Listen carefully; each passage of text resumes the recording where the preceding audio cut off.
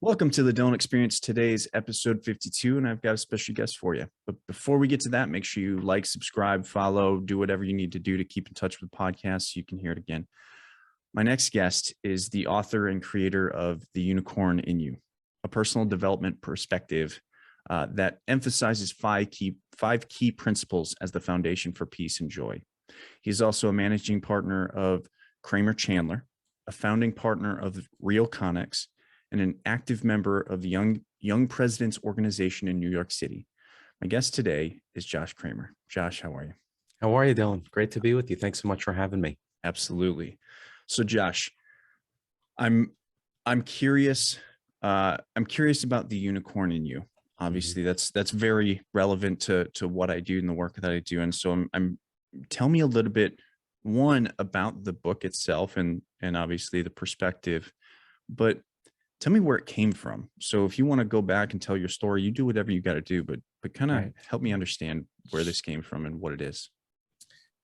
It's interesting because I've been speaking a lot about the book, which came out now several weeks ago. The reception has been very positive because I think it's resonated on a very simplistic level. It's a back to basics approach. And I share that the book, while started maybe 2 years ago, it really began probably 25 years ago. And I probably in my late teens started suffering and struggling with my mental health, really some sadness and depression that deepened and got more severe over probably the following 15, 12, 16 years. I read a lot of self-help books during that time, like everyone. And now I guess they're more in the personal growth and development space. But I read a lot of these books and they gave me some temporary relief. And it's something that I think that I never really knew what questions to ask, but it was something that whether there was a methodology or a little piece of information, a nugget, something that can give me some comfort. My sadness and depression peaked probably in my late 30s. And it got to the point where anyone who's been through it knows that it's overpowering, it's scary, and it's debilitating. And I would look for these books as sort of a lifeline. And fortunately, I was able to turn the corner slowly. And it was really then a handful of years later, and it was probably just before the onset of COVID, where I had a couple of interesting experiences. One was a conversation with Ryan Holiday, and a few months later, COVID began. And I started to look to some of these books, and I couldn't recall any of them naturally.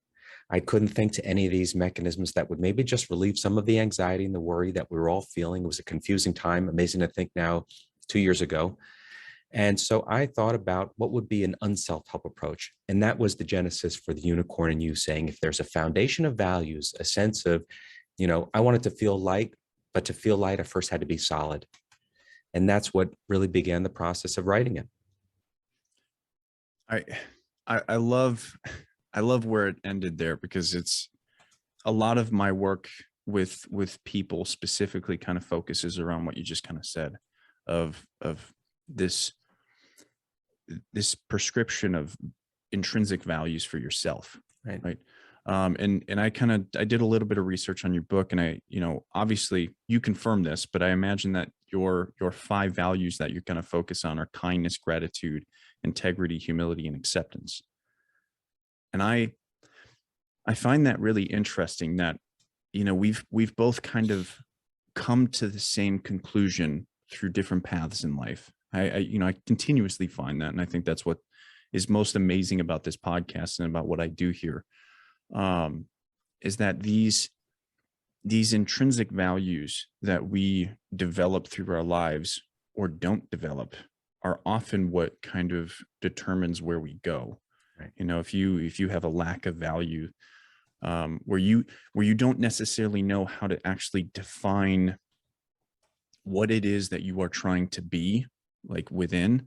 And I'm going to take a guess, because I've never read your book, but I'm going to take a guess that those 5 values, you spend a lot of time in the book defining what they actually mean to you and how they might mean, or what they might mean to others.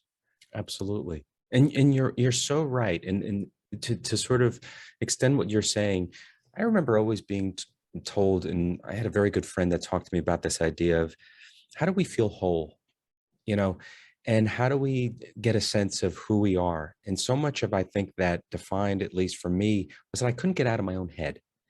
And Ruminations obviously were torturous for such a long time, but so much deeper than that, and in many ways, so much simpler than that was the idea that, okay, then what do I stand for? What do I know deep down defines me? What are my principles? What are my key foundations? What's core? What's fundamental to me? Yeah. And I felt like all of these, and it's kindness, as you said, gratitude, humility, integrity, acceptance. The idea is that selflessness connects all of them. And I felt like that's what ultimately took me out of my head, focusing less on myself. I and I would almost challenge you because I love when we get into conversations like this of there's this sense of selflessness in these words, but I don't know if I like that. I don't know if I agree with that Mm, because the selflessness is always balanced by a little bit of selfishness, self, right? absolutely.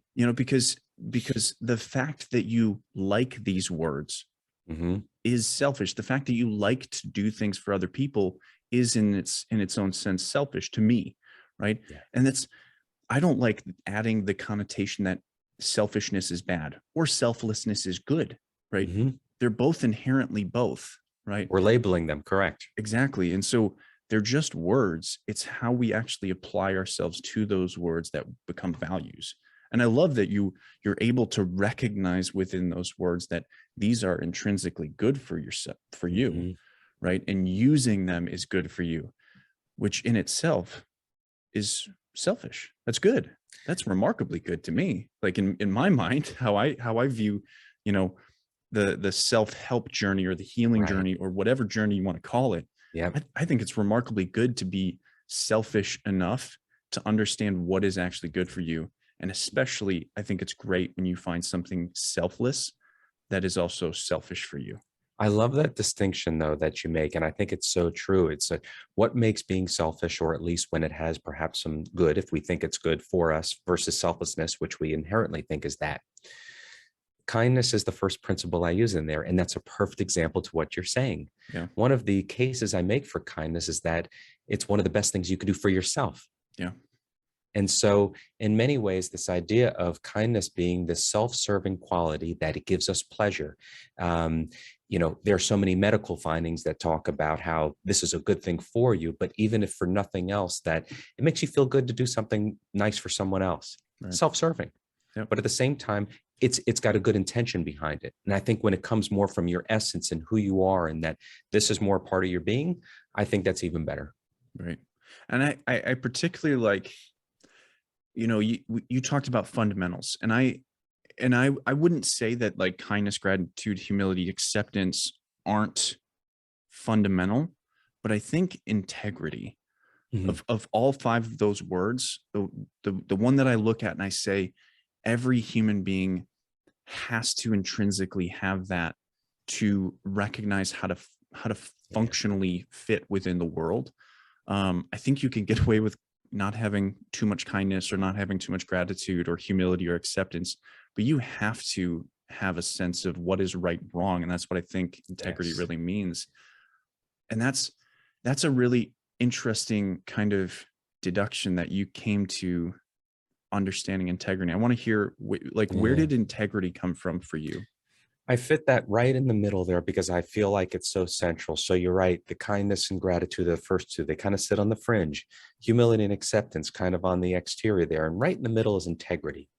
I was at an event a handful of months ago, and it was a pretty prominent personal growth development author. And he was talking about integrity. And one of the things he kept going on with was this idea that what is it? It's really hard to define. Let's break it down. It's very unclear. And to me, it's the clearest thing in here. And I believe that you either have integrity or you don't. And in the book, I distill what I think are one key ingredient for each principle. So, just by way of background, kindness, I think compassion is key. For gratitude, I believe awareness is essential. Mhm. Integrity, I think, is driven by decency.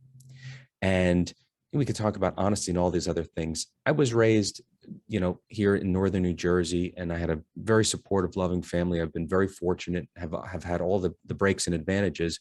But one of the things that was taught to me from a very early age was your word is your bond. You shake someone's hand, it means something. You say you're going to do something, you do it.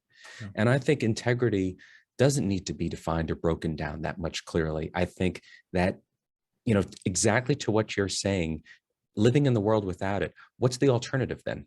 If none of us have integrity, Chaos. it's chaos. Yeah. And so it's personal integrity, but it's also in how we live in society. And by extension, I should just add the other ingredients for humility, I believe, is perspective, and acceptance, I believe, has to do with flexibility. But integrity, you're right. To me, it's almost the anchor of everything that we're talking about. Yeah. It's the foundation that if you don't have a bedrock built, I mean, you've created a sinkhole, right? Like Right. it's really hard to, just to go to like things like humility. It's really hard to have that perspective if you don't know what right and wrong is, right? If Right. you've never clearly defined that, then you never be able to look at the perspective of, is what he's doing right, or am I doing it right? You never Right. have the ability to sit there and answer that question because you don't know. You don't have a square to start off of, right? A foundation Right. to step off of. And I find that I find that people that dig into integrity, right? Like you've clearly, to you it's clear, right? To me it's clear, right? We've both done this work where we've dug into these ideas, or these perspectives of what is this word? What does this word mean to me? What does this value mean to me? Because it's so much more than just a word. But the people that do this work, this specific work, the work we're talking about right now, these are the people that really start to understand how to find peace within themselves. They don't, No question. you don't need to ruminate about a decision because you have this fundamental structure of, okay, I know this to be right. It's like looking at sexual assault and saying, this is wrong. This is Right. absolutely fundamentally wrong. And then when the perspective is revealed to you that maybe something that you held to be true is actually sexual assault, you're like, oh God, I need to change, right? I need to adapt to my version of right. And what my version of right is that sexual assault is wrong. So I need to change the behavior that I thought I was doing. That was okay. It's not You're okay spot anymore. on. You're spot Right. on. It removes all gray area. Right. And I think one of the reasons why, and the subtitle of my book is A Path to Peace and Joy. I think it's a possible path for people. Mhm. And relative to integrity, I think it gives us peace because it removes so much of that gray area. Yep. In many ways, they talk about this idea of, our clear conscience becomes the softest pillow. Yeah. It's the type of thing I use a lot of fables because I think that in many ways, the stories, they amplify the simplicity of these principles. And one of them is just a short story of these two children, a little boy and a little girl, and they decide to make a trade for one gives it sweets, one gives its marbles. And the little boy holds back his biggest and favorite marble, and the little girl gives all her sweets to him. And at night, she sleeps wonderfully. And at night, he's tossing and turning, thinking if she held something back.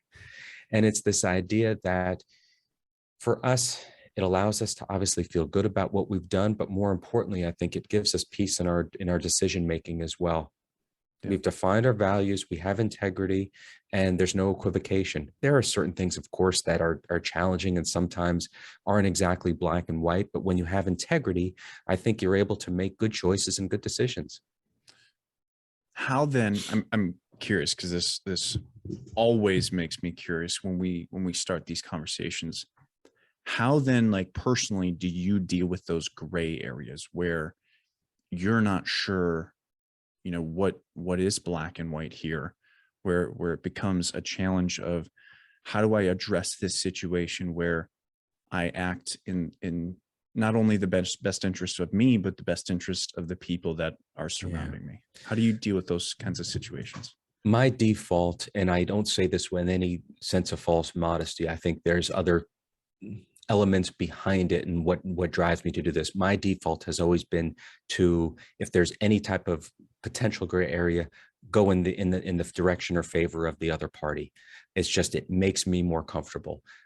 It's interesting in business. I don't find it very difficult to me. And sometimes there are gray areas there, but when it comes to anything that could make anyone feel that something is not on the up and up, I'll go in the other direction. And I'm in the real estate business, and there have been plenty of examples where, I won't take fees for something just because maybe something didn't work out and I want someone to feel good about it. I'd rather, I'd rather take less and someone feel like everything was done correctly. And that's not to say that I don't need it or I don't need to be working, but I just feel better about it. In my personal life, I think the gray area, where I've struggled for sure is that we use rationalization so much. And that's the easiest, I guess, escape or way that we can justify in our mind certain decisions. I don't like to think that I do that, but also, I gave an example, I think because of technology, and maybe I'm old enough to appreciate when I didn't have it, but we used to, you made I'm meeting you for brunch or breakfast or dinner or something. I showed up. I didn't text you to say I'm running late. Let me cancel or anything like that. That's a very small example, but I think that it actually has some merit to it. Everything that we say we're going to do, we're going to do. Everything that we say, we mean. And so for me, what I've tried to do is go kind of in the other direction, put myself in someone else's shoes. Much of that is probably driven by this journey of trying to find self-compassion. So I think that maybe there was always an overcompensation in some ways, but for me, that's what I've tried to do to the best I could. Sounds a lot like empathy.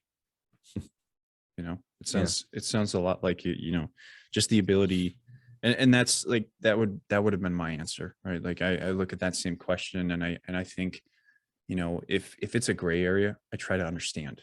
Right. And Right. I define empathy as listening to understand. It's one of my values. Right. It's this understanding that I have no understanding completely of what's happening clearly. Yeah. Right. If this is gray, I don't understand it. And so I try to clarify as much as I can until I'm not going to get any more clarification. And I have to make a decision, Right. obviously. And ultimately, the willingness to live with that decision that is made, that's the hard part, right? I certainly come Absolutely. I come from a place of war, right? Like I've been in the military for 14 years. And so the decisions you make in war, you don't have any other choice but to, make the decision and move on. Yeah. And I've watched, Go ahead, excuse me. Give me 1 second. I've watched a lot of guys make those decisions, and going back to your idea of rationalization, they don't have an idea of how to rationalize that. They don't have the ability to make that logical, and I find that is a really difficult kind of gray area to step back from, is that initiation of things like violence, things like war, things like trauma. Being able to step back from the logical aspect or the rationalization aspect of thinking through these things and making those decisions and understanding what happens in those gray areas of life are profoundly difficult. Is that lack or inability to rationalize driven by just the mental conditioning based on what you're there to do? That's a good question. And I think the answer is undoubtedly yes, but I think there's always a lot more to it than that. Right. I think when you join the military, I'm not saying that people are fucked up, but a lot of people join the military with this misunderstanding of what it is or what you do, or just a misconception of how it is, how it's good for you or not.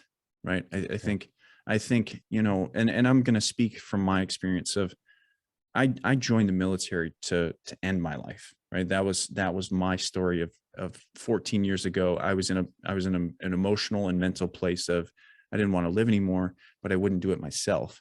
And so I joined the military and tried to volunteer for every deployment I could. And that emotional, that was rational to me. Right. I think of rationality as everything, every feeling you've ever felt in your life is rational, it makes sense. Right. You do it, it's cause and effect, where logic is certainly not that. Right. Logic is putting the pieces together and looking at different perspectives to determine whether it fits or not. And so back then it was logical, or not logical, it was rational, right? It just made sense to me because I wasn't going to do it. So let's join an organization that would help me with that aspect, and also do it in an honorable way. Now, I certainly don't feel that anymore, but there was so much compounding issues all around me that were, the Army was teaching me to suffer in silence. I was taught to suffer in silence before that by a man in my life that would beat me and tell me not to feel, right. I was taught that myself, that I shouldn't feel, right. I should suppress my feelings. I shouldn't talk about these things. And in so many ways, war is, as simple as it is remarkably complicated, because you don't just stay in war. If you stayed in war, it's simple. You get it, right? There's not much black and white, like you kill or be killed. But the complex part is that we come home, we come back to this country, right? Or any country, or any place where there's a whole lot of people that don't understand what you've been through, organizations that don't understand what you've been through, culture that doesn't understand what you've been through. And then you have to fit in, and there is no other choice, right? That's where the complexity kind of begins, is that we are shown to be, we're shown in many capacities that we're a burden as veterans of Right. war.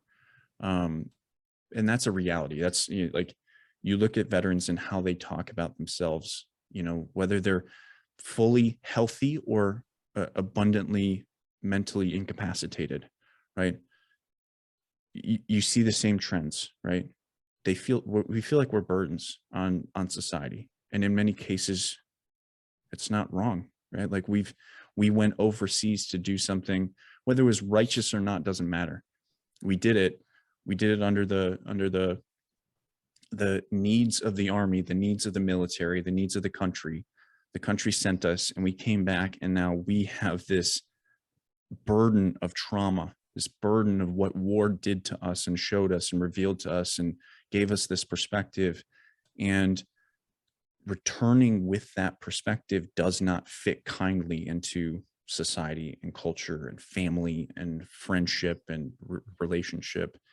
And it's so complicated, right? We could sit here and talk about it for years and really not know how to really return safely, And I imagine that, I mean, I know that unless you've been there, you don't know. You can't possibly. And that's the contradiction, I imagine, in our society, right? Yeah. Here we celebrate, but at the same time you come back and you're a weight, you're a burden. Mm-hmm. Right or wrong, and it's just the reality, as you said. So much of what you said struck me. One of the more profound things I think I've heard was this idea when you say that, I didn't want to live anymore. I went to the military to take care of that. And, I go to sporting events from time to time. And recently it seems there's been this real emphasis on bringing out a local member of the military, comes on the field or the rink or the court. Everyone stands up. And I'm always watching them, and they're waving, and everyone seems to genuinely be supporting them. And then, of course, the applause stops and they go back to the game. And I think about that individual, and it's a man or a woman. And I'm wondering, now they go back to the reality that 30 seconds is over. And what's their reality? And of course, many people do give it some thought, but most don't any more thought than just that moment of, all right, get out of your seat and give applause to those who have served and protected us and made us safe. But no real appreciation, deeper appreciation for then what's that person's reality now. Like you said, how does one fit back in after coming through there? 30 seconds of applause doesn't bring a Means man nothing. home. Yeah, it's very nice, but it means nothing. Right. I can't imagine. And every time I see that, I think about that, because I'm watching them and they're waving, and I'm like, what's behind that wave? What's really going on there? Because they're leaving the game now or later, and they still have to live their life, or try to live their life, probably. Yeah. It's a, it's a remarkably difficult uh, situation, right? Because, and I go back to what you said of, if you weren't there, you really don't understand. And I've heard that so much. I And bet. I've felt that so much, Hmm. but I also have come to a point where, I help people. I sit with people every day, and I'm a mental health coach. And so I sit with people and I listen to some of the hardest things people can go through. And I'm the first person they tell things to, right? Those deep, intrinsically difficult thoughts.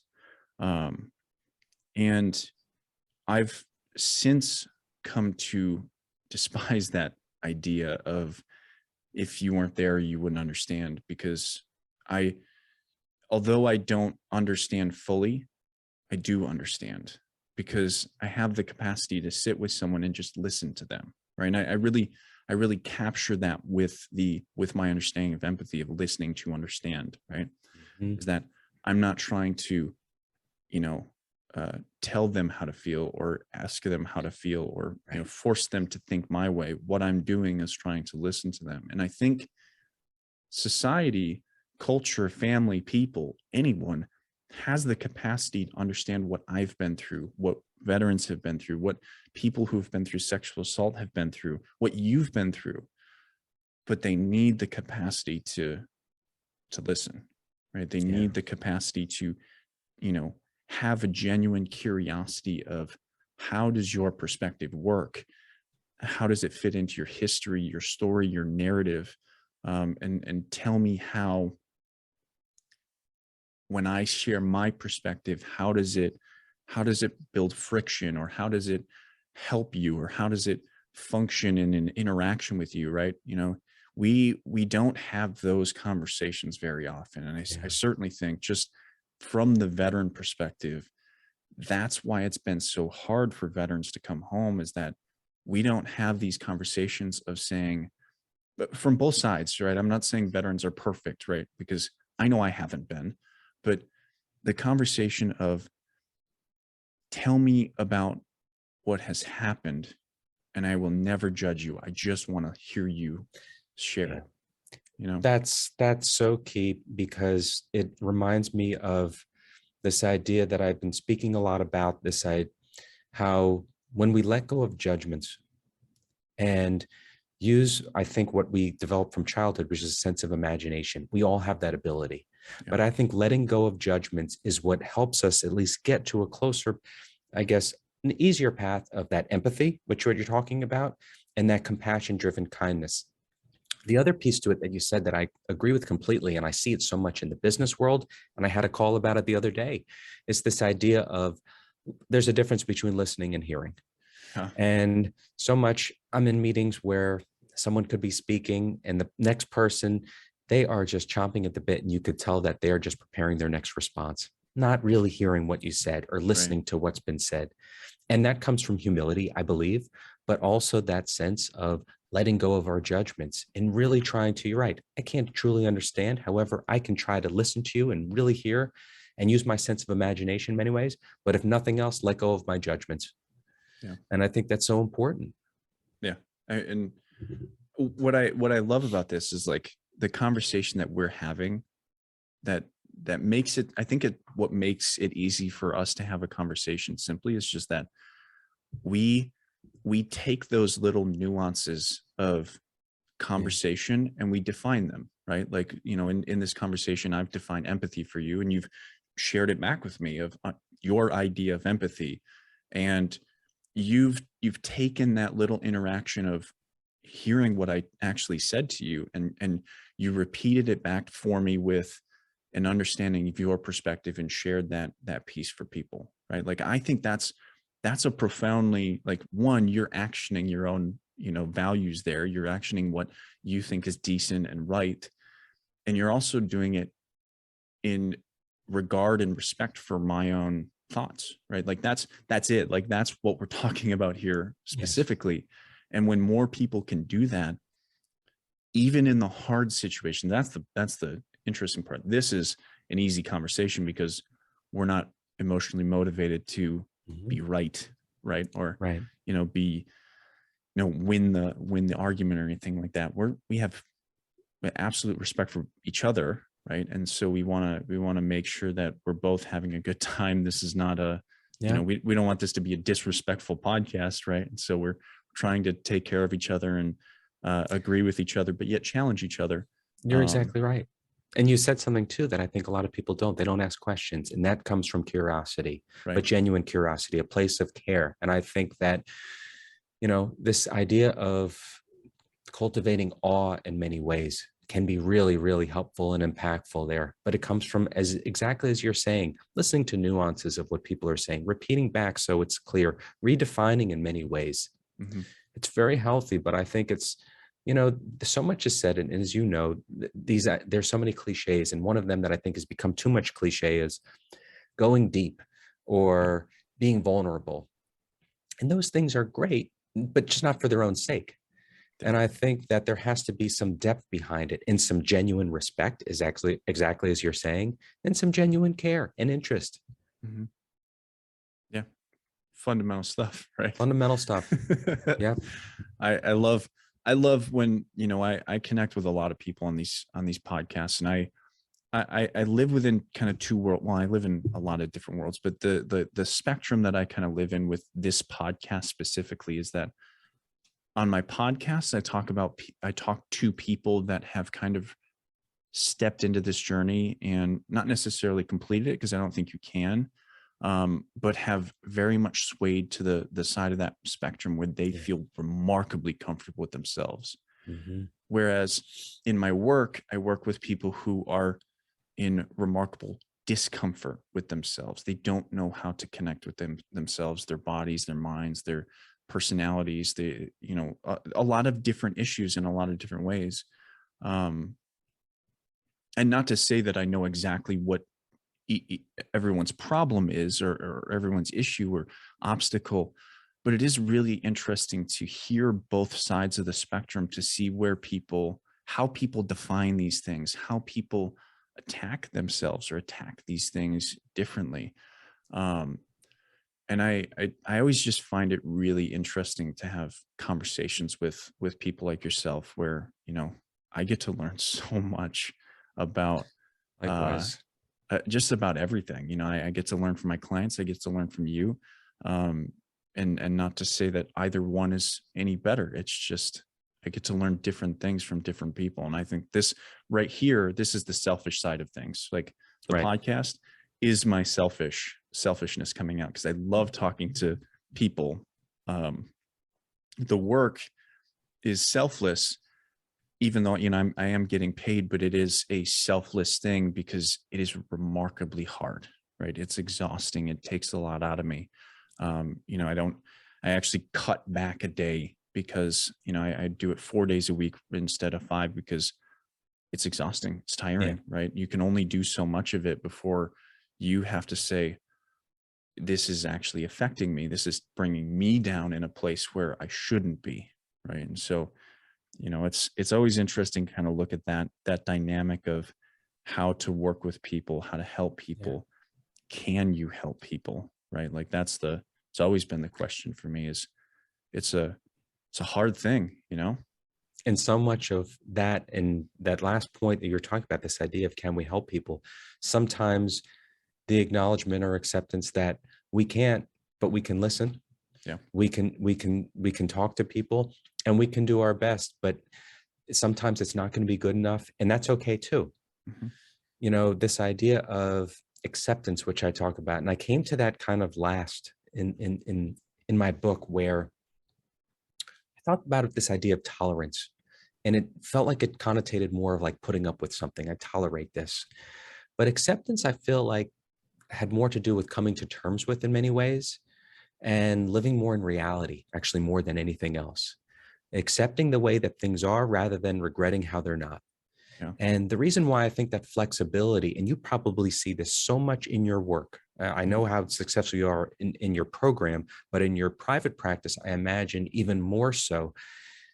And I mean that as a compliment, because this idea of flexibility is an understanding that we are going to have a lot of competing emotions, a lot of things that we like, and a lot of things that we don't like in our head, but we have this flex and ability to stretch and bend our minds and carry, in many ways, competing feelings and emotions and thoughts.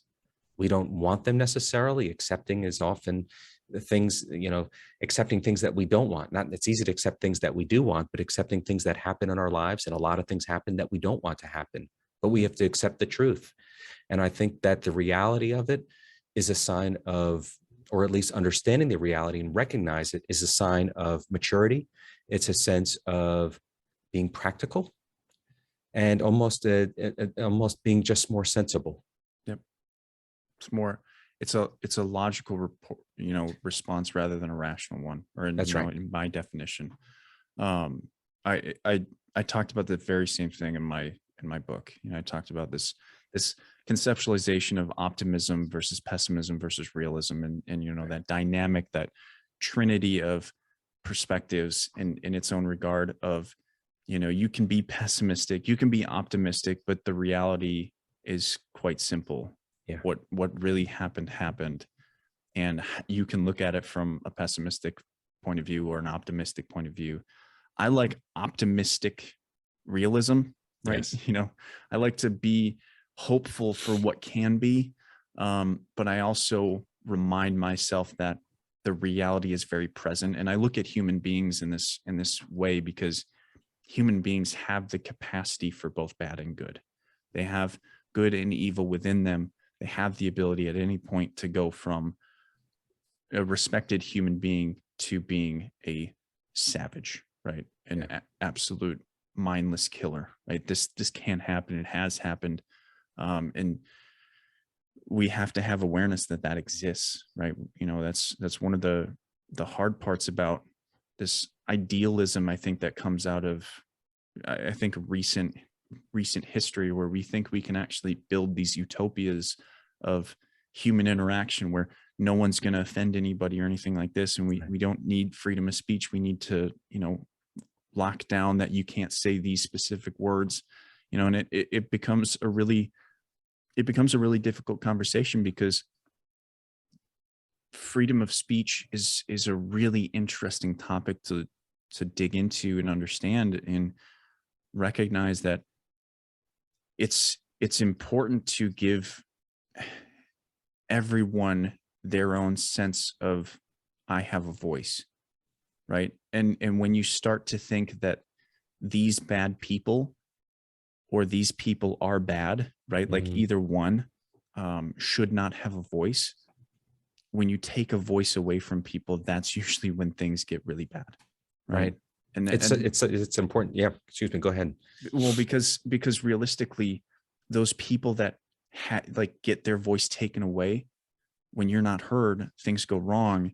And more often than not, when you have a conversation with a person that has an unclear perspective, or a perspective that could be remarkably evil, one, you either learn that this person is remarkably evil, or you change this person's mind in a way that gives clarity for them of like, wow, this was bad, right? You look at people who've lived in cults, like have a conversation, and you start to realize that people can change their mind, but it's how you actually approach the conversation that does the work for you. You're right. And it's interesting. I think back to when I was much younger and studying this idea of freedom of speech. It not just because I was younger, but I think even at the time, it was a much simpler ideal. It was this idea of that this is my right, period, full stop. And now it's amazing. It has become more nuanced in a way, and it has more to do with the voice, exactly as you're saying. I think when we talk about speech, that's what we're saying anyway, voice, whether it's written or verbal. Yeah. But it's amazing how, and I was asked about how technology has changed some of the fundamentals that I talk about. And, as again, I mentioned, I went to school without cell phones and emails, and in many ways it was such a simpler time. And this isn't to kind of feel like, all right, I'm getting old and, not able to handle this. There's so many benefits of technology, but at the same time, going back to a point in time where we can just be a little bit more rather than be on our devices and our phones. I talk a lot about being versus doing, and I think that has a lot to do with it as well. I went to a retreat not too long ago, and we had to give in our phones, and it was going to be for a week. And I remember I went running up there to give them my phone. Some people were clutching them, Yeah. couldn't even get back. Now, when I got it back a week later, it took me a couple hours before I even turned it on. I didn't want to. Yeah. And so that point of disconnecting away, in many ways, it was this sort of freedom that I felt, and even a recognition is I'm okay. And in many ways, I'm better. Yeah. I've been an influencer for the past 2 years. I can fairly say I've been that person for a while, because I've grown on TikTok to a point of almost reaching 600,000 followers. Mm. And it has been a learning experience, because before that, I grew up without technology up until about probably 14, right? Then that's when I got the Nokia brick, like Right. I could build a house out of a million of those. But even that wasn't, I didn't really have a strong connection with that. The most I did on it was play Snake or make calls. Mhm. That's about it. I didn't like texting, because you had to do the T9 stuff. That's right. What a tragedy that was to start off your texting career with, right? So I kind of grew up with that sense as well of like, I really don't like technology all that much. But when I started becoming an influencer, I realized how important technology can be. As disconnecting as it can be for some, it is actually remarkably connecting for the people that don't have a voice. Mhm. Right. And that's why I assume, right, for a lot of different, kind of minuscule cultures or big cultures, it doesn't matter. That's why on TikTok you start to see the response that you see in terms of sexual assault. You see trauma coming out, abuse coming out, and people having these conversations like they've never had before. Like the idea of narcissism, right? These ideas have blown up in the technological realm, because for the first time in human history, I would say it's really gotten a voice, or there's a platform, or there's a place for these words to actually be spoken. Now, is all of it going in the right direction? No, but that's what having a voice does, is that That's right. everyone speaks until we can kind of funnel it into understanding, right? And I think that's Mhm. it. That's what technology is really good at, is it takes all of that and funnels it into, here's the best ideas, and everyone outside of it is relatively cuckoo. We'll see. Like, Right. Right. um but in my own journey with being a TikTok influencer, I went from being kind of obsessed with it and addicted to it, certainly, to, in the last year, I don't care to check it that much. Especially in the last couple of weeks, I've actually, and this is in April. This won't come out for a couple months now, because I'm banking some episodes. But um, I've actually taken a step back from posting a lot, and checking comments and checking messages and stuff. And I've done a lot more of self-reflection of, you don't need to, right? I know there's people suffering in the world, and they're looking to you for help, but you can't help everybody unless you focus on yourself and being you, right? Like this discussion about being, um, I've stopped doing so much for people, and I've started being there for myself a little bit more. And I've had a lot more of these conversations, so a little bit more selfishness in terms of the podcast, but it's a really interesting kind of journey to step into the influencer side of things and recognize Mhm. within yourself what that really means for you, and especially freedom of speech. It's interesting. I'm wondering that idea when you said being there for yourself. I haven't heard that a lot, and I think it's really profound, and I love it because it's framed in a very, unselfish way, but at the same time, it has undertones of self-compassion. Yeah. And I'm Well, wondering if when you're working with someone who needs that, is that something that is harder to get across than maybe some other point that would seem, you know, considerably more difficult? yeah, it is, because, oftentimes oftentimes I ask my clients, what would I say to you? Right. Just to one, because I'm a curious person. I'm always curious how people see me and what I would say. And so recently I had a client of mine tell me about, she had a really, really negative interaction with her parents. And it was to the point of like, she felt completely downtrodden, to the point where she was potentially suicidal. And I was like, what would I say to you?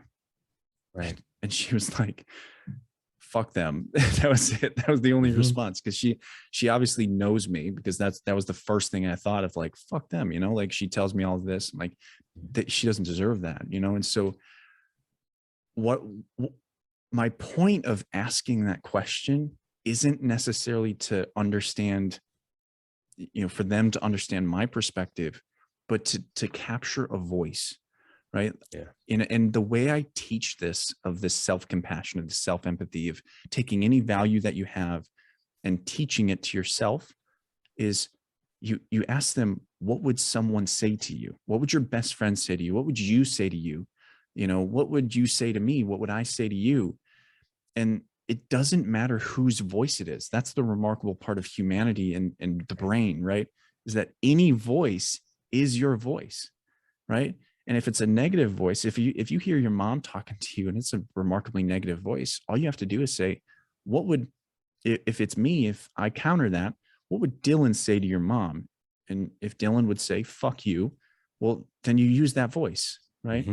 And until you use that voice over and over and over again, until it becomes your voice, you just do that, right?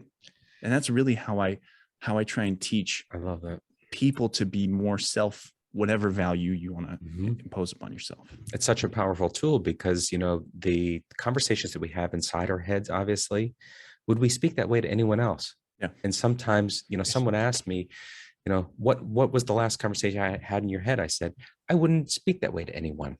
It was completely unkind. But I like the idea of understanding that the voice, who it comes from, doesn't matter. Yeah.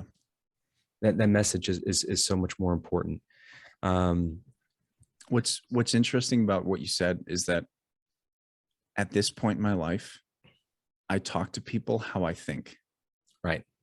And so the way I think to myself now, comparatively to 15 years ago, completely different, right? Like I would have conversations with them how I have conversations with myself now. And that's why I think that's why I have so much hope for people, because I promise you, and this isn't necessarily for you, Josh, this is for the people out there that are going to listen to this. For 19 years of my life, I wanted to die. I wanted to kill myself, right? But I just wouldn't, because of the rule I made for myself. So I was 100% negative to myself. I was the most negative person to myself that ever lived, right? Nobody was more negative to me than me.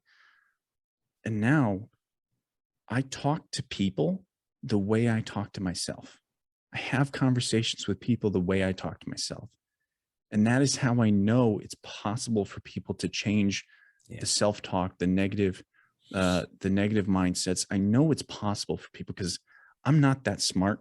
I'm not that good. I'm, and maybe that's me kind of being self-deprecating, but I don't think it is. I think there's a lot more people out there that are a lot smarter than me. I'm very smart, right? But I'm not brilliant. I'm not a genius. I'm just a guy having conversations and learning a whole lot from people like Josh and people like my clients, people like everybody else I've had on this podcast. And all it takes is you listening and taking those pieces of knowledge and trying to understand how to better deduce yourself and what should come out, what shouldn't come out, how to have conversations, how you shouldn't have conversations. It's that simple. It really is. And, I've been thinking about, I've been saying to people recently as well, I'd say, I think I'm smart enough. Yeah. And that's sufficient. And for those that are listening, because you referenced, this is for me, for you, but for everyone else listening, there is something you said in there that I hope everyone takes away, because when you mention when you speak to people, it's how you think. That's called authenticity. Yeah. That's plain and simple. That's what it is. And it's very hard to get to. We couch, we adjust, we, reframe, we do what we think. I'm certainly guilty of, I think, so many times just wanting to be liked and wanting that approval and maybe adjusting things I say in there. But for you to speak, especially to people who need help, you speak to them the way that you're thinking, that's authenticity. Yeah. And you can't judge yourself. Nope. You can't have room for that, right? You can't hold yourself accountable. And I think there's a difference. I love kind of how Brene Brown goes about it of what is shame, right? Because that's really what ultimately comes from judgment, right? Shame is not the idea of looking at you, Josh, and saying, Josh, you said something there that really kind of bothered me, right? That's holding Josh accountable to understanding, right? Mm-hmm. If he didn't know that it bothered me to say something, I can ask him that, like, hey, you said something that bothered me. I just want to point that out. It bothers me. Would you mind not doing it? That's holding him accountable, right? Mm-hmm. Now, does he have to do it? No, he doesn't. That's his freedom of speech, right? But then I don't have to stay friends with you, right? Like I don't have to talk to you again if I don't want to. Now, obviously, family becomes really complicated when you do that, but it's still out there. It's still an option, and the idea of shame is looking at Josh and saying, Josh, you're the worst human being out there. I don't know how you could think of yourself as a good person. Your book is not a valuable piece of literature at all. And you should be ashamed of yourself for saying any of the things that you've said on this podcast. That's shameful, right? And certainly untrue, just so you know, right? There's a difference, right? Where the first one was respectful, right? I have regard for Josh as a human being. And I say, I just want you to know this so that we can better our relationship. Versus the second one was, I think you had malicious intent and you should be ashamed of yourself. And I don't want to have anything to do with you. Right. That's the difference, and the second one's very judgmental. The first one is not. The first one is holding someone accountable, right? It's not judging his intent. I don't know if he knows or not, right? I'm just sharing my understanding. Mm-hmm. This doesn't feel good. And if he does it again, we have the conversation, right? Like, hey, I'm going to hold you accountable again. We need to talk about this because clearly it's happened twice, right? And that distinction being judgment. You're absolutely right. Yeah. And, when I think about judgment, I wonder how you handle this as well, because I've been asked a little bit now as I've been speaking about the book. And, there are those who this type of conversation doesn't come easily to. Mm-hmm. And in many ways, they're uncomfortable with it. They may reject it. They may say, I don't understand it. I don't know how to communicate this way. And I'm wondering, I like to, I guess, make people feel led rather than pushed. Mm-hmm. But I'm wondering how you deal with people, because you have a very wide audience that maybe comes to it from all different perspectives and may say, I don't want to talk about this kind of thing. I'm uncomfortable here. And maybe those that come to you in practice are very different. They want to talk about it. And maybe some of them actually have a hard time opening up, but that's a different story. But how about those that maybe listen to your program and say, this type of discussion just doesn't come easy to me? How do you lead them to where it comes a little easier? Well, I addressed the elephant in the room. It's not going to be easy. It's not going to be easy. It can't be easy, right? This is why you're struggling with it, right? And so the reality is that I don't necessarily try to make it easier. I tried to make them, or not necessarily make them, but help them learn how to approach the conversation from a realistic mindset of, this is going to be hard. And so I kind of disenfranchise the shame of the feeling, right? Because so many people it's been hammered into their heads that you can't cry, you can't feel, you can't allow yourself to be weak, right? Like that stuff's been hammered into our heads for, a couple centuries now. Because if you start crying, if you start becoming weak, well, then you can't be a good worker. You can't be a good husband. You can't be a good wife. You can't be a good son. You can't be a good daughter, whatever. It's replicated on so many different places. And so I approach that conversation and I remind people it's a lot harder for someone that is tough, someone that is hard to become soft again than it is for someone to become, go from soft to hard. Right. Right. And so what you really want to do is you want to develop the path from toughness down, because that's where it really matters. Right. You lose a parent and trust me, you're going to go from soft to hard real quick. Right. But how are you going to come back to a relationship? I haven't talked about this, but I've been thinking about it for a long time. Nobody wants a relationship with someone that is callous, right? 100% of the time, right? Nobody. I don't care if you're the hardest man out there. You do not want to look at your wife and be like, that woman is absolutely callous. Why would I want to have a relationship with her? Right? Same with men. Of like, women look at men and be like, wow, he's a really tough guy. I want to have a relationship with how hard he is, right? Nobody wants that. Nope. Everybody needs to have a soft side where you can say, I feel things, right? Now there's a balance. You don't want too much of that either, but you certainly don't want to be this tough, calloused individual that doesn't ever feel. And so you have to have a relationship with the emotion. You have to and so in many ways, to answer your question, I help them have a relationship with their emotions before I ever want to hear the story.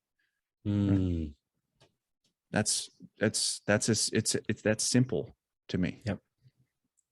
That makes a lot of sense. And you're right. When you see someone who is harder, tougher, has that exterior, and you see that glimpse, because we all have it somewhere in us, even the hardest, when you see it reveal itself, it's almost like the sun peeking out. Yeah. And I find that, I spoke just this week to a company, and I was going through my book with all of their managers. And this was a business that's in the trucking industry. And it was some tough stuff. And at the same time, afterwards, little by little, people started opening up, asking questions, sharing a little bit more. And it was exactly as said, and perhaps inadvertently I did it, understanding, talk about more of the emotions first. And what the feedback I got afterwards was, this was so needed, because it's almost taboo to discuss about this, particularly in corporate life for sure, but even in an industry like this, where it's saying, we're not going to talk about our feelings, that's it. Yeah. People think it's a worthless conversation, and it's not, right? Like I'm military. I still actively serve, right? One of the first things I talk to my guys with, the first time I have a conversation with them is, if you ever have issues, I really mean it. And I have to approach this conversation really carefully, because everybody says it, right? If you have problems, come to me, right? But no, I disarm the whole conversation. I'm like, if you have an issue, the only way that I can help you is if you bring it to me. And that means that you're going to have to bring me, you're going to have to come to me in your hardest moment and ask for something that you do not want to ask for. You're going to have to ask for help. Right. Yeah. And so whatever you think it is that you need to remind yourself that I am 100% here for you first, the Army second. Right. And does the Army like that? No, it does not. Right. But the Army runs off of human beings. And so in the long run, the Army likes what I really do. It just doesn't understand how I do it. Right. Because I'm a little bit different leader than most military leaders, right? I try to focus on trying to keep that person happy for as long as possible. And what that means is that they might have to feel really hard for a little bit. They might have to feel and emotionally struggle with what's happening right then. And the Army doesn't like that. The country doesn't like that, because guess what? We have a political cycle. We have we have the military of, okay, reviews come every year, all of that stuff. Like we always have a timeline, and it's a remarkably short timeline. And I don't like that, because people grow over time. They don't grow in a year. They grow over, years, decades. And Mm-hmm. so I always look at the people, under my command of, I have to disarm the conversation where they wouldn't normally bring things to me. If I say, come to me with your problems, it's, Mm-hmm. I need you to come to me with your problems because I Yeah. want to make sure that you're okay. There's a And difference in what you're saying there. Yeah. yeah, it's they recognize the genuine desire for my help, my guidance, Mm-hmm. my support, right? And it's the balance of, do you tell your superiors, or do you trust, do you hold the trust of your subordinates when they say, Right. I have this issue, but I don't want it to go up the chain, right? They hold that trust because you're coming with no agenda. Yeah. I have one specific reason here, and it's to help you. Yeah. Period. That's it. Yeah. Everybody thinks they have to have an agenda. You don't. Mm-hmm. Your agenda could literally be, I want to help you. Want to help you. That's it. That's my agenda. And then you listen, and then you have that conversation, and you say, okay, Yeah. now here are your options. Here are the consequences of those options. What do you want to do? Or do you want to hear what my recommendations are? It's that simple. You mentioned before the idea of losing parents, and I'm fortunate to have mine right now. But a few weeks ago, I lost a friend. It was a contemporary, someone I had a 30-year friendship with. Probably more than anyone else that I've ever known embodied the qualities that I outline in my book. Perhaps there was something to that.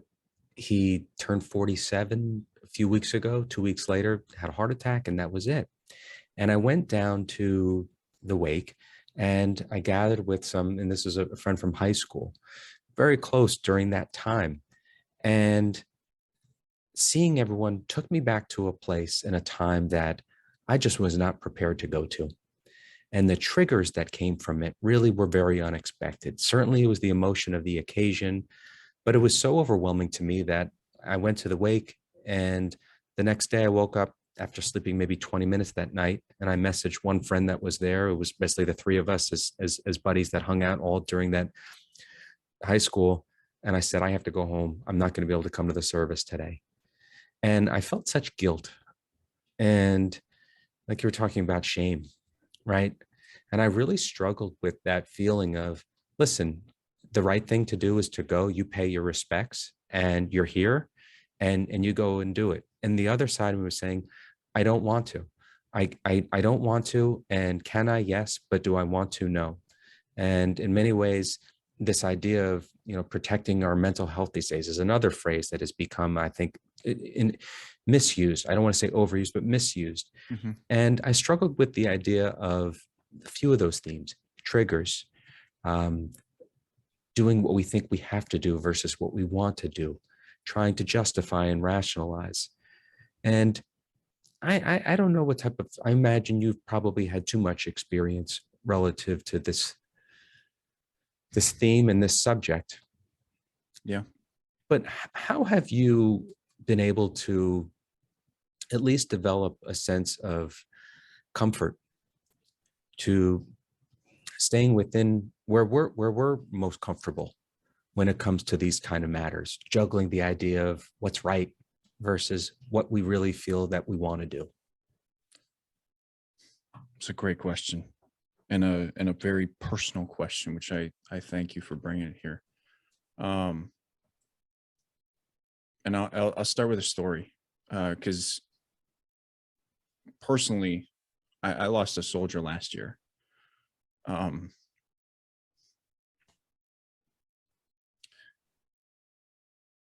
And it's I struggle with the idea of paying respects, right? I don't know if I like the terminology, because it does feel shameful when you don't, right? When you're supposed to go to the service, and you're supposed to pay your respects to this person. And I don't think I don't know if I agree with how we grieve, right? Because I don't think grieving is an ending process, right? I think grieving is a living process.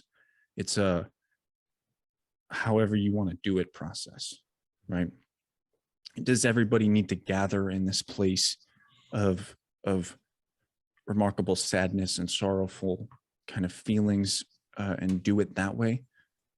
I just don't agree with that, right? You can, if that's what helps you, you should, right? If it's not, don't do it your own way, right? If you want to dedicate your book to that person, do it that way, right? If you want to visit him alone, do it that way, right? For me, I wear this bracelet, and the people not seeing the video can't see it, but so there's more than one name on this. There's actually 5 names on it. 4 of them, 4 of them are stamped in. The other one, my soldier, is scratched in on the inside because he died after these were made. 4 of these guys, ended their life by suicide, and then my soldier was an accident. But I put his name with the rest of them because he deserves as much respect as all of the rest. And so I look at that as, as you can undoubtedly hear the trembling in my voice, the comfort is the uncomfortable. The emotion is the comfortable, right? Where people feel uncomfortable, this right here, I don't. I refuse to. I refuse to look at my own version of grieving as uncomfortable for me, as shameful, right? And so I've broken down on my podcast many times, sharing my thoughts, sharing my feelings, sharing my grief in many regards, because it is a part of life. It's a piece of life, and it needs to be a piece of our lives, right? When we sit here and try to minimize it by saying you can only grieve at a funeral, right? You can only pay your respects at a funeral. You're minimizing that entire person's life. And so I don't carry the guilt. I don't carry the shame. I don't carry the regret. I carry the life of these people. And I talk about them, right? I tell their stories. I remind people how important it is to have these conversations. Because when you do, you connect with people. You asked me unknowingly, a very personal question. When here we are having this connection. Here we are talking about something that very few people talk about. And it's necessary. And so it's comfortable for me. Yeah. If that makes sense. It may not look like it, but it is. Yeah. I thank you for that. And, it's not because it's raw for me with this loss. It wasn't something I expected to share. I just felt the comfort to share. But something you said in there that I think that gives me a lot of comfort is this idea of how, again, going back to almost labels and calling things certain things, by doing that, we reduce it to so much less than it is. Yeah. Like you were saying, we are minimizing a life by saying that we can only pay respects this certain way through this tradition. When what matters most is keeping them alive, maybe through our stories, through talking about it, through feeling it, through honoring them in other ways. That's what's lasting. Yep. And the last few weeks since that funeral has been a challenge for me, because I don't think that I came to terms with that very idea. I think that I had a hard time still getting over the fact that I did something wrong. When I remember that morning very clearly, I was getting dressed and I didn't want to do it. And could I do it? Yes. I felt that I couldn't do it, but I didn't really want to. It's hard, nothing about grief is easy. And it always becomes more complicated when you add other people, right? Yeah. And this social aspect of, you should be grieving differently than how you are. And I disagree. I look at you, Josh, and I say, grieve however you need to, right? If you can't go to the funeral, don't. You know what? But do whatever you feel is right. Yeah. But respect that person, respect that life, however that is, however you do so. That's what matters, right? Because when we, I stepped out onto this journey of sharing my experiences for a lot of different reasons, but one of the biggest one was to kind of carry my father's legacy forward, right? Because my father didn't have a good life, I shouldn't say it was a good life, but I don't know a lot about my father's life. What I do know is it was hard, right? Whether by choice or by accident or by circumstance, it doesn't matter. He went through some hard stuff, right? It was a painful life. It was a difficult life. And I only knew him, and I didn't really know him because I was only 6 years old. I only knew him at the end of it, which means I didn't get to see the beautiful individual that he probably could have been had he had someone like myself, right? Or you, right? And so I respect his life by carrying forward these messages and these ideas that I bring out, these conversations that we have, this authenticity that I know I have, is because I don't want people to end up like my dad. I don't want people to end up like I almost ended up in 2015 when I almost killed myself, right? I don't want people to walk through these difficult journeys to end them, right? And so I carry forward this life of his, whether tragic or not. I respect him. I have love for him, even though he made a decision that was harmful to me in many ways. And so I do the same. I don't go to his grave every year. I don't see him all the time, but I certainly respect him in my own way. I respect his life. I carry forward his message, and I try to honor the best I can what I think would have been best for him.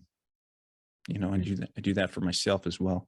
I play this game of how would I want to be, how would I want me to take care of me, right? Like I think forward of if I had a friend, an imaginary friend that I could send back to 6 years old and say, take care of him, how would I do that? And if I could do the same for my dad, I think through that. I think through how could I take care of my clients sometimes. And, I try and play these kind of these mindfulness games of how can I support everybody? How can I support me? How can I support them? How can I support my old self?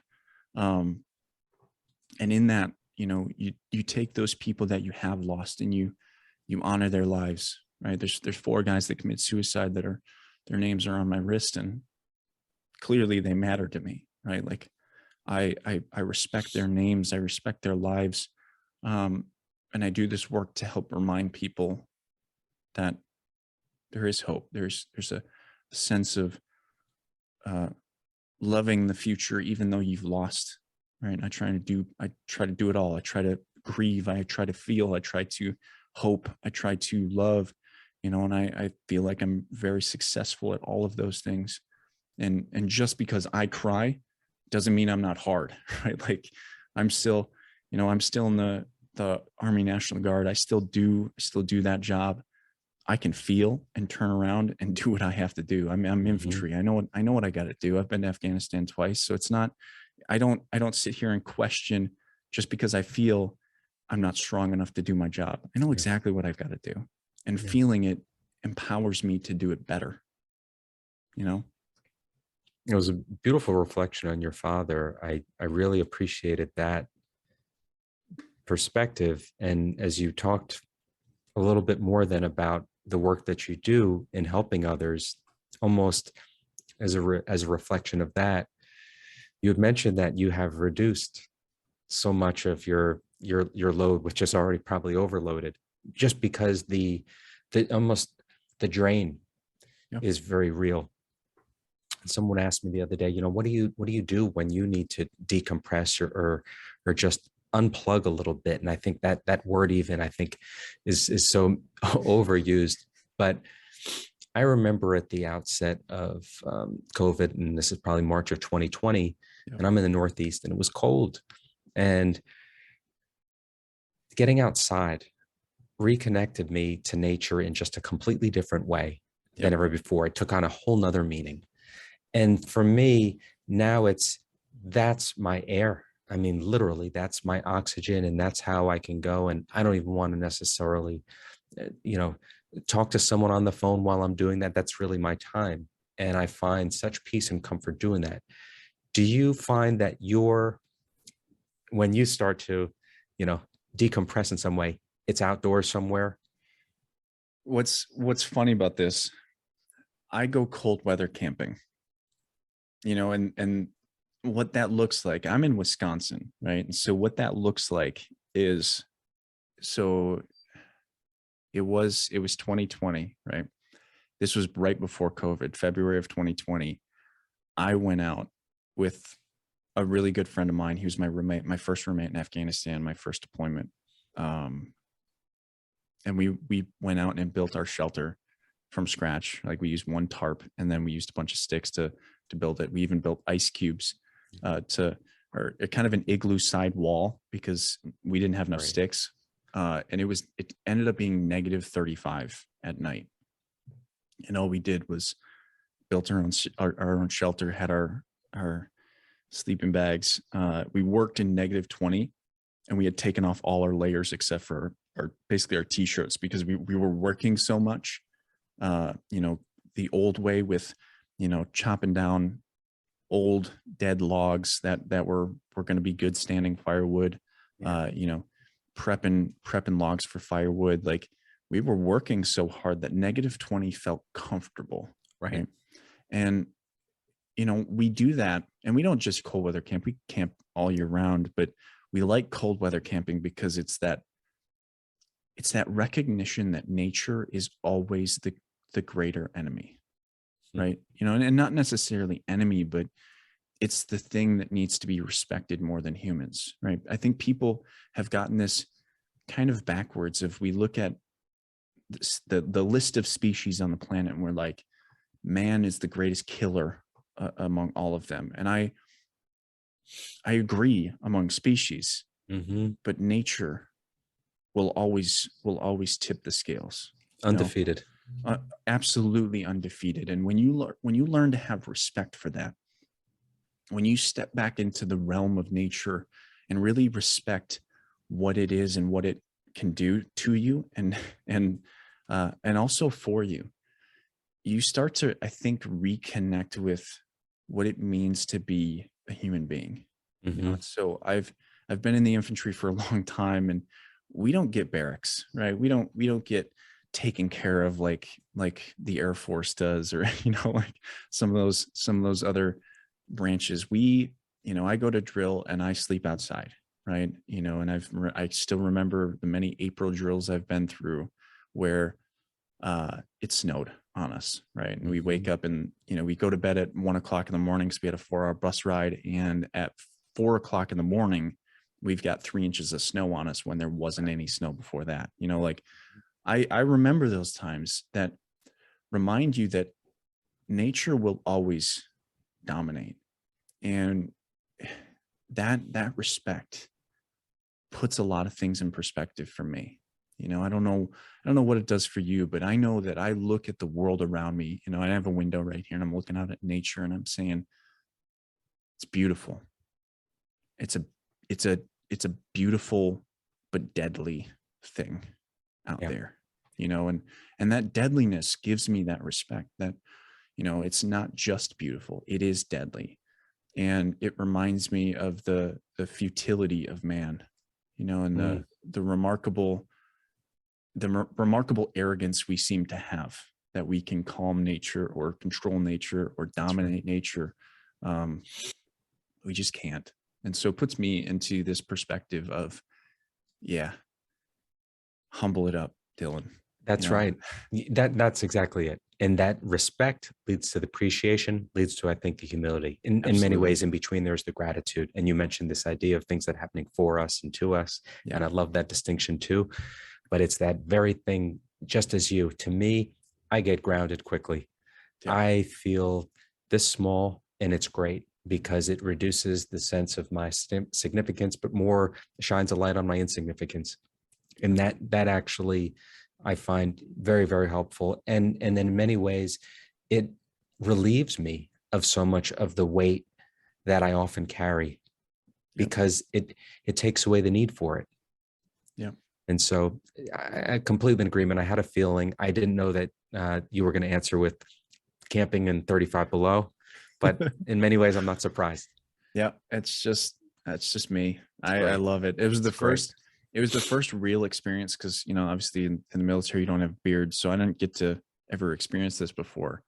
But when I camped that weekend, is the first time I actually experienced frost Mm, actually forming on my beard. Because normally I'm relatively clean shaven at that point. It was right after deployment. I had an extended period of time where I could actually grow a beard, yeah. and so I had like ice nodules all over my mustache and my beard, and it was like I was just, it was the coolest thing, you know, That's because my great. buddy's looking over at me and he's got them. I'm looking at him. It's like, bro, you got ice on your beard. This is so cool. Right. You know, and like that's what I remember. That's what we were thinking about. You know, Yeah. you're not thinking about the pain, you're not thinking Yeah. about the struggle, you're not thinking about anything else. You're just looking over at your friend and thinking, bro, we've got ice on our beards. That's it. This is cool, right? This is so cool. Like, you know, it's not that we were, you know, we're not mountain men, we're not, you know, trappers or anything. Like, we're not crazy into, you know, survival or anything like that. We're just reminding ourselves. You know, Mhm. I think that's what we we do really well, is that it's not an obsession necessarily. You know, it still kind of is, but it's not a, you know, we need to do this. You know, Yeah. we live in both worlds, and I think you need to. You know, you need to be able to live whatever spectrum you're looking at. You need to live in both worlds. You need to be selfish. You need to be selfless. You need to be in humanity. You need to be in nature. You need to be uh, you need to understand good and you need to understand evil. You need to understand freedom of speech. You need to understand not having freedom of speech. You know, and I think you need to be in all capacities Yeah. to remember how to build your own integrity and kind of circle all the way back. What is right and wrong? If you look at both perspectives, you're going to realize pretty quick, this is what's right. You know, that's why That's right. I always find it funny when we look at American politics and we think like it has to be Democrat or Republican. Like someday that's going to change, because people Mhm. are going to recognize that to be on the extremes doesn't, it disregards so much information. It disregards so much individuality that we forget that two truths can be, you know, true at the same time. That's right. You know, and we always think that we're right and we're not. You know, and nature reminds us every day, if you pay attention, that we're very much wrong. It's those reminders. You're absolutely right. It's 100%. it's always funny. But well, Josh, I feel like we could talk for a couple days, you know, Mhm. but we should probably wrap this up for our listeners here. So let me end with the final question, and we can call it a day. If there was one message you could leave the world, what would it be? The conversation was so great, and not surprising. You came up with a great question to finish it. It's fascinating because I come and I love talking about my book, but I really don't. I like having meaningful, really impactful new friendships that are going to stay with me forever. And I think the message that I would leave almost ties back in exactly our last segment there. And that is a quote that I think about every day. And it is, we are like butterflies who flutter for a day and think it's forever. And that's by Carl Sagan. It's not mine, but it's that very idea of feeling that sense of humility, feeling that sense of fragility of life, in many ways also understanding that things are not to be taken for granted. And, you know, being mindful of our moments matter so much, and our moments are right now. Yeah. And I think that's so, so important. And that's something that probably I would impart to anyone listening. And I think we talked about all of that today. Yeah. And I think that's a beautiful, beautiful segment to end on. And I honestly thank you for the conversation today. It was is easily, I've had so many, but I feel like there are some that I find very deep and meaningful, even more than the rest. And I think this was one of them. So Likewise, this stood out and this is going to stay with me, and I'm grateful to you. absolutely. Well, if you've listened to this point, thank you, Josh. Thank you again. I appreciate both you and the audience having listened to this, and I hope you enjoy this. I hope you find meaning from this, and don't forget to catch us next time on the Dylan Experience. And that's it.